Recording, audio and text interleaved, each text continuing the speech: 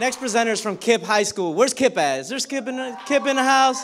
Awesome. I met this young man. He actually got nominated by a teacher to do this. And this nomination was so strong. It's like, you got to have this young man on your panel. You got to have this young man as your presenter. And after I met him, he was a little shy at first. But when he started speaking, I was like, wow, like that's the reason. So ladies and gentlemen, Mo Adams.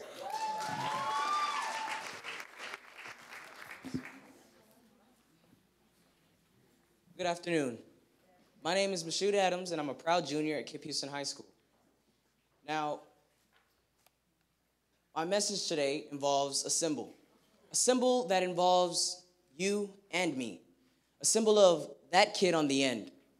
Now, the idea of being that kid on the end is having big dreams, goals.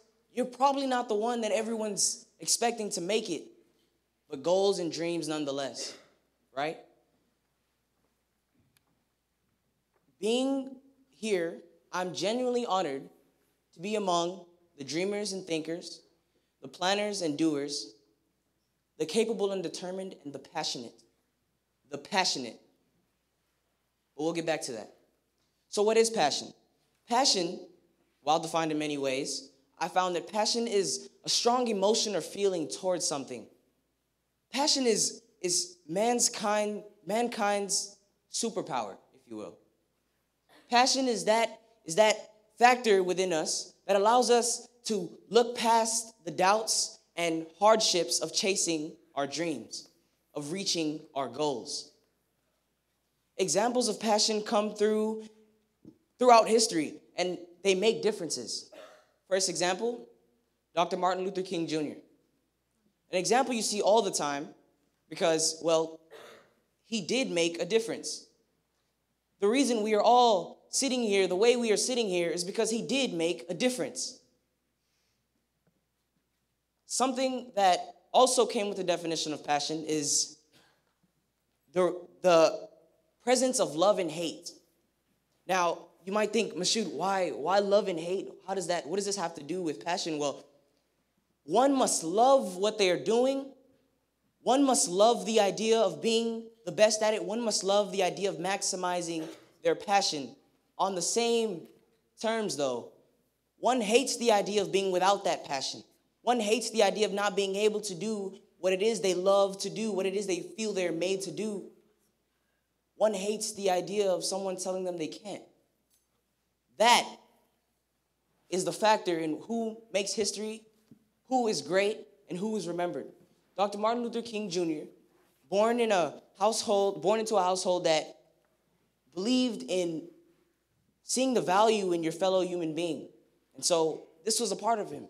This is who he was. So he stepped out into the world, and everywhere he would go, he would see that this probably wasn't everywhere. This is not what everybody believed.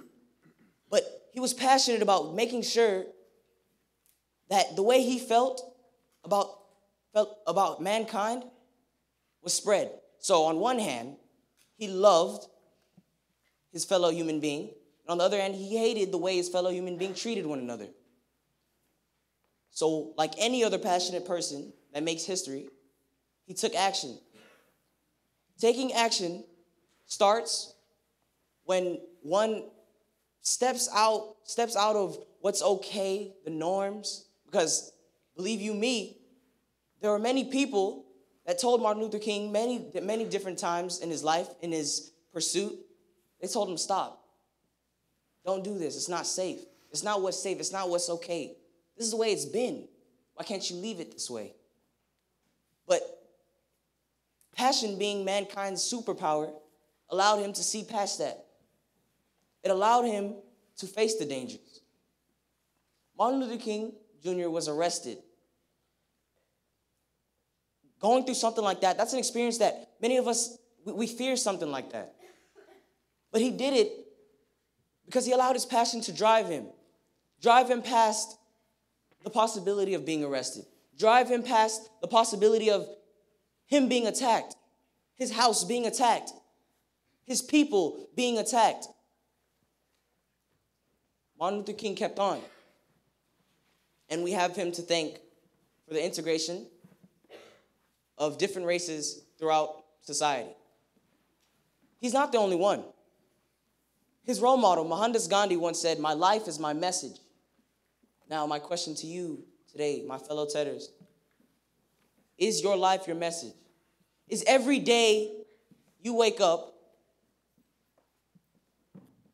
used to master what you feel, to spread your message, to be somebody who is remembered for continuing on with what they wanted to, continued on to make history?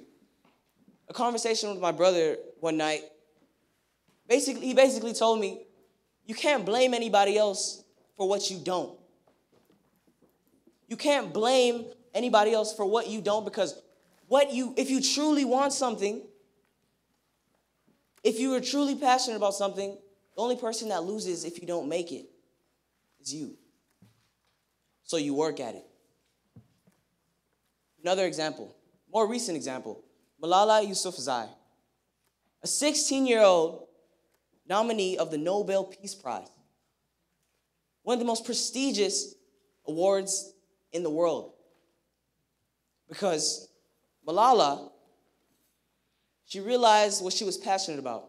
On one hand, she loved the idea of being a knowledgeable member of society. She loved the idea of making sure that her and other girls like her were able to be put in a position to impact and influence their society. But on the other hand, she hated the idea of someone telling her, you don't deserve to be that great. You don't deserve to make history in that way. We'll tell you how good you can be, how great you can be. But like any other passionate being, she took action. Like Dr. Martin Luther King Jr., she took action. Steve Jobs. I don't know most of the people in the audience, but I can assure you, at least half of you benefit from the technological advancements driven by people like this guy. But this guy had a journey, just like many other passionate beings. He had a journey and people told him, why are you wasting your time with this technology? It's not going anywhere. It's not going to be that good. It's not going to be where you want it to be. It's not going where you think it's going. But he stuck with it. And now, that same technology that they said wasn't going to go that far is now used to advance work, to advance the way we learn, the way we think, the way we communicate, the way the world works. My personal favorite, Kobe Bryant. Kobe Bryant, to teach us that if you work hard enough, if you strive, if you beat your craft, if you work at your craft while the other man is sleeping, you are almost sure to be where you want to be. If you work at it. So 2 weeks ago, in my composition class, my composition teacher, Miss Mack, love her to death, she asked us to write about something that we were prideful about, something we wanted the world to remember us by, something legendary. And I'm like, Miss, whoa. I know what I want. I know what I'm passionate about. I want to be in the NBA one day, right? I want to play for a college one day. But I'm not there yet. So I don't really have much to be proud of. But she told me, she said, Mohsood, don't think of it that way, because the journey to get to where you want to be is equally as important, if not more important, than getting there itself. So that struck a light in me. And this is what I came up with. I take pride not in earning a starting spot in my school's varsity basketball team, but in the journey I took to get to that point in my basketball career. This is the meat of it all. This is the bulk of any success and the majority of any story, the journey. I remember going to Amity Basketball Park every day possible from morning to night in the summer. I would start with drills in the morning by myself, waiting for others to show up for pickup games. Take 100 shots like MJ, do rocket jumps like Yao, crossovers like AI himself. After running about 15 pickup games, I would take a few more shots and run home just in time to study the pros in the NBA Finals. This was life because this was passion. I never wanted to do anything less than doing what I was made to do, and being a basketball player was all I could think of. It is all I can think of. Coming from a traditional Nigerian Muslim home, the most important thing was academics and religion. Very little room for basketball and other frivolous activities, even with the most supportive parents in the world. But I stuck with it. Nothing could deter me from this dream I had. Not the fact that I was usually shorter, smaller, had less practice than the other players, or even the prospect of basketball constantly requiring a plan B, but I stuck with it. I felt this determination and resilience was sure to earn me high ranking as I moved into my freshman year of high school. Drenched in a pool of my own perspiration, legs weak, eyes heavy, I stood on the baseline, awaiting my fate. Did I make the team? Did I make varsity? This question would taunt me until I was given word that I had made the junior varsity basketball team. Deflated, but not broken down in the slightest bit, I would work twice as hard. For 2 years, I lived the same old story. Until my junior year of high school, it had happened. I was called up to play on the level for which I had prepared. I saw it not as my arrival, but as my opportunity to earn my name and the glory that came with being a varsity level basketball player. This experience built me as a player, but it also built me as a man, as a young man. It taught me to be persistent in my pursuit. It taught me to stay humble. It taught me that in the end never really ends. And that strong work ethic makes for a good leader and never goes unnoticed. So you tell me where you've been or where you plan to be, and I'll tell you a few things to be proud of. So no matter what it is, I'm speaking to my fellow youth. No matter what it is, maybe you want to build a relationship with someone in the family, a better relationship. Maybe you just want to get that 89 to a 90 in a certain class you've been struggling with.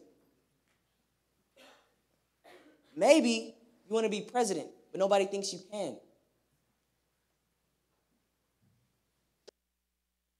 Do you want to be great?